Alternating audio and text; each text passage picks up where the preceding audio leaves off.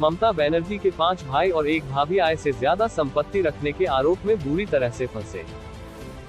पश्चिम बंगाल की सीएम ममता बनर्जी के 5 भाइयों और एक भाभी पर आय से ज्यादा संपत्ति जमा करने के आरोप हैं।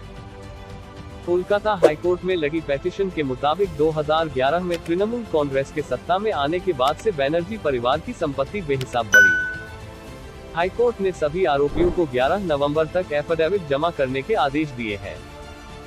पेटिशन में कहा गया है कि कोलकाता की हरीश चटर्जी स्ट्रीट पर ज्यादातर प्रॉपर्टी बनर्जी परिवार की है। ममता की भाभी कजरी बनर्जी पर कई प्रॉपर्टी मार्केट रेट से कम कीमत में खरीदने का आरोप है। भतीजे अभिषेक बनर्जी कई कंपनियों में डायरेक्टर हैं। हालांकि ममता का कहना है कि नातेदारों से मेरा कोई मतलब नहीं है, कोई भी मेरे साथ नहीं रहता। हमने पेटिशन लगाने वाले वकील से बात की और तमाम तथ्य जुटाए। जिन पर आरोप लगे उनका ममता से रिश्ता।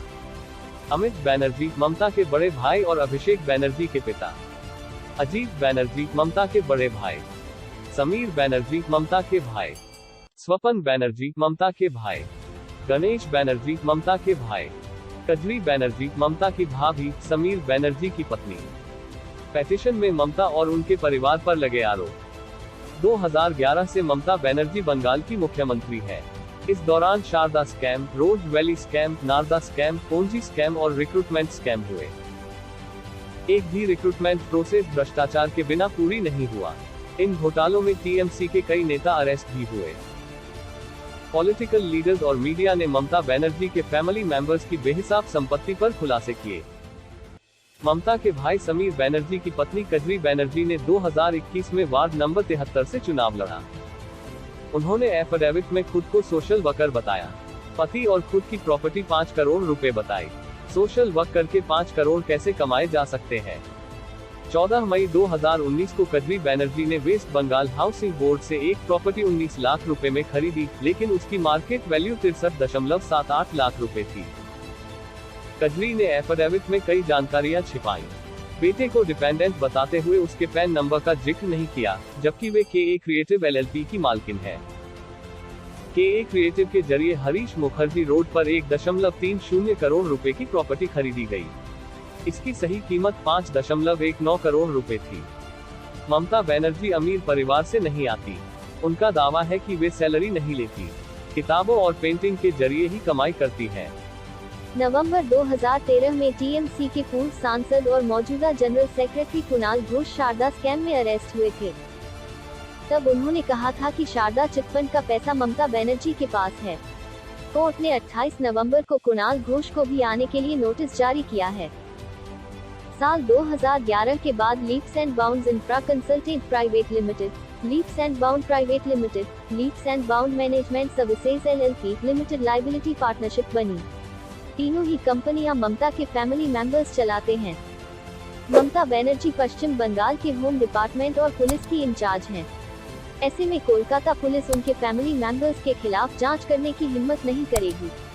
इसलिए सीबीआई और ईडी को इसकी जांच सौंपी जानी चाहिए। पिटिशनर ने कहा, बनर्जी परिवार का पुरी में होटल, मेरे पास सबूत। बनर्जी परिवार के कुल 6 मेंबर्स पर आय से ज्यादा संपत्ति के आरोप हैं। आरोप अरिजीत मजूमदार ने लगाए हैं। उनके वकील बीजेपी नेता तरुण ज्योति तिवारी हैं। मजूमदार ने अमित बनर्जी, अजीत बनर्जी, समीर बनर्जी, स्वपन बनर्जी, गणेश बनर्जी और कजरी बनर्जी को आरोपी बनाया है। कोर्ट ने इन सभी को 11 नवंबर तक एफिडेविट जमा करने के आदेश दिए हैं। कोर्ट इस पीआईएल को 28 नवंबर को सुनेगा।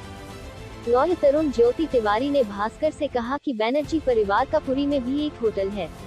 कजरी बनर्जी ने खुद ही प्रॉपर्टी 5 करोड़ रुपए बताई है, लेकिन वे 20 करोड़ रुपए तक की संपत्ति की मालकिन हैं। इन सब के सबूत मौजूद हैं। परिवार पुरोहित था, तो करोड़ों का कैश कैसे आ गया? अपोजिशन लीडर सुजान चक्रवर्ती ने कहा कि लीप्स एंड बाउंड्स कंपनी किस सेक्टर में काम करती है, ये कोई नहीं जानता।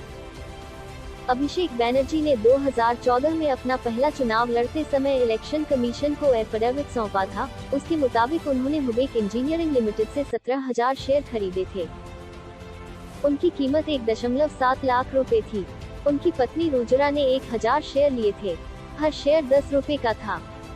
अभिषेक ने 2019 में जो एफिडेविट जमा किया, उसके मुताबिक अभिषेक और रोजरा इस कंपनी के हेड बन गए। 2017 में खर्च 15.70 करोड़ रुपए था, वो 2018 में 40.07 करोड़ हो गया। अभिषेक बैनर्जी की एक ही पते पर 3 कंपनियां रजिस्टर्ड। अपोजिशन पार्टी ने सवाल उठाया है कि 2011 में टीएमसी के सत्ता में आने के पहले अमित बनर्जी कहां थे, उनकी कैपिटल कितनी थी और उन्होंने एक पते पर 3 कंपनियां कैसे रजिस्टर कर ली। बीजेपी नेता शुभेंदु अधिकारी के 4 सवाल।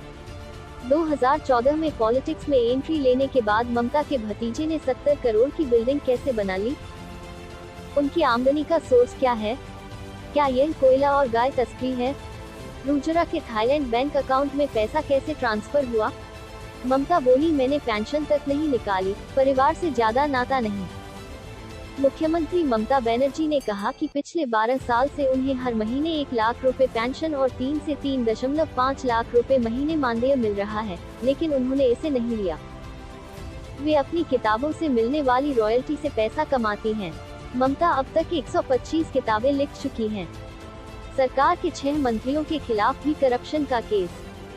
ममता की पार्टी के 19 नेताओं के खिलाफ कोलकाता के वकील इम्तियाज अहमद ने आय से ज्यादा संपत्ति का केस 2017 में ही लगा दिया था। इनमें 6 मंत्री और असेंबली स्पीकर का नाम भी शामिल है।